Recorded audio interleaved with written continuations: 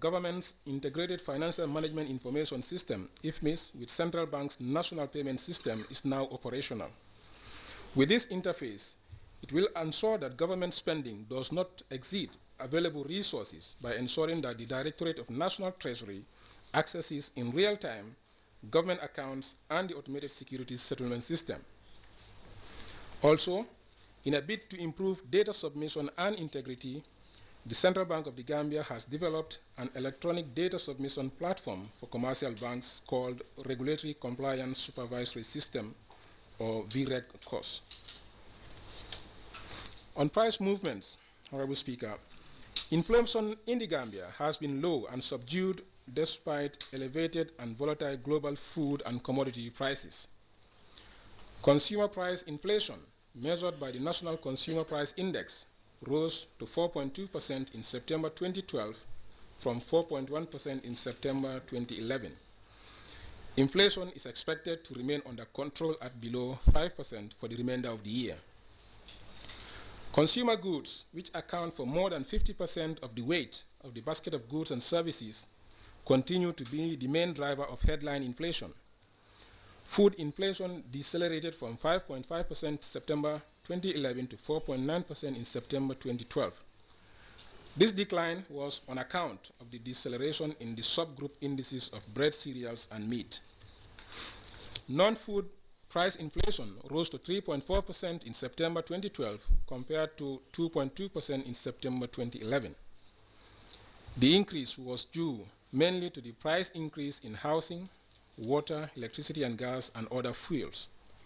Furthermore, core inflation, which excludes prices of energy, utilities, and volatile food items, rose slightly to 4.3% in September 2012 from 4.2% a year earlier. Exchange rate developments.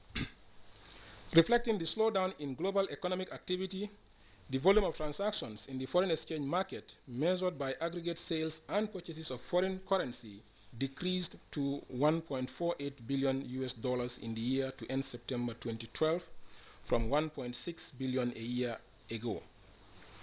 Total sales, which indicates demand, amounted to $774.8 million in the year to end September 2012 relative to $787.6 million a year earlier. Similarly, total purchases, which indicate supply, decreased from $764.4 million from $768.6 million a year earlier. The US dollar remains the most traded currency in the domestic foreign exchange market. Food imports rose sharply in 2012 following poor harvest from the last cropping season. Consequently, demand for foreign currency surged, putting immense pressure on the dalasi.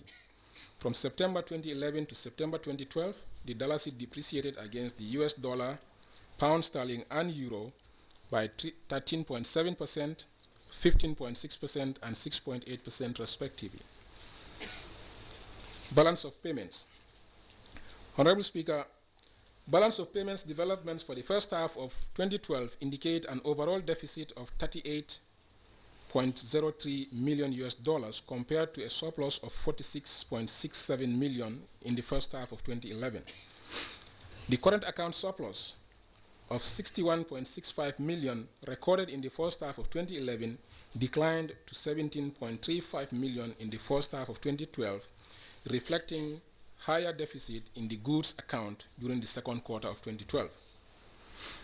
Deficit in the goods account balance worsened to $89.38 million in the first half of 2012 compared to $62.64 million a year earlier, as import volumes increased substantially due to poor harvest from the last year's cropping season.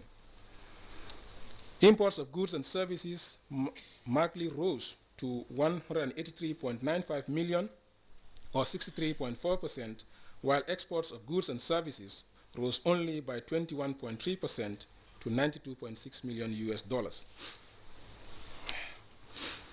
The services account during the first half of 2012 registered a surplus of $45.3 million, higher than the $36.12 million in 2011.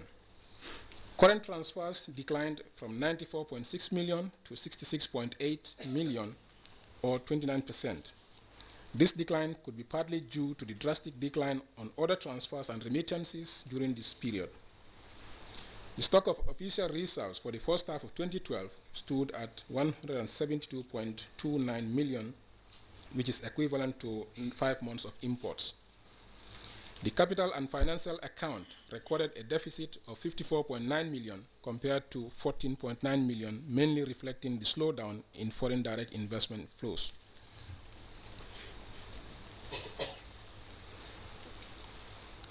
Honorable Speaker, let me now turn to public financial management reforms. As part of ongoing public financial management reforms, the government is in the process of implementing a medium-term expenditure framework, or MTEF. This will have significant impact on our budget formulation process, given that MTEF integrates policy, planning, and budgeting within a medium-term perspective and provides a link between ambitious poverty reduction targets and annual budget priorities of the government.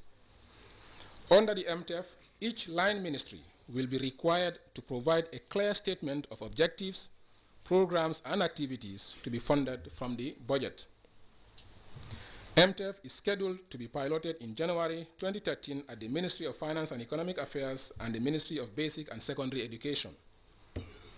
It is planned that MTEF will be rolled out to other ministries starting 2014, and all sectors are expected to develop their strategic plans in anticipation of this initiative. The IFMIS, which has been rolled out to all ministries, departments, and agencies, has now been interfaced with the Central Bank of the Gambia platform. This has enabled us to conduct real-time reconciliation and clearance of accounts between government and the Central Bank, thus increasing predictability in public borrowing by providing us with real-time information on cash balances in government accounts at the Central Bank. Moving forward, plans are already underway to interface IFMIS with the Commonwealth Secretariat debt recording and management systems to strengthen debt management capability within the ministry. Plans are also underway to complete the transition in IFMIS to Epicor 9, which is web-based and is more user-friendly and accessible to government offices outside of Greater Banjul area. 3, extend the IFMIS to self-accounting projects and also interface IFMIS with the Gambia Revenue Authority systems for more robust revenue tracking. In the area of public procurement, reforms are already ongoing to amend the Gambia Public Procurement Authority Act to separate policy and regulatory functions of the GPPA and to create an independent complaints review board, strengthening the definition of sanctions and fines within the Act. In addition to the above, a procurement cadre will be introduced within the civil service along with robust capacity building initiative for the cadre. Honorable Speaker, the Gambia will introduce the value-added tax in January 2012, replacing the existing sales tax. The aim of introducing the value-added tax is to simplify the tax system, broaden the tax base, and improve compliance. It is anticipated that the introduction of the VAT will help improve our revenue position. However, it is not a panacea to our omnipresent fiscal deficit, which is why the need for fiscal prudence or fiscal discipline cannot be overemphasized. Plans for the introduction of the VAT are now at their final stages. Among the steps taken to ensure that we maximize the benefits of VAT introduction include the upgrading of the Gambia Revenue Authority GAM TaxNet system to ensure that an IT system or platform for the effective and efficient administration of the VAT is in place. The GRA has also increased staffing levels to cope with the administrative demands of the VAT. GRA has also embarked on a massive sensitization campaign using the media to prepare taxpayers and the general public on the planned introduction of the VAT. Seminars and direct taxpayer consultations are also underway to prepare the taxpayers to work on the compliance requirements of the new tax regime. Honorable Speaker, let me now review developments in the productive sectors of the economy, starting with agriculture. Due to poor weather conditions and uneven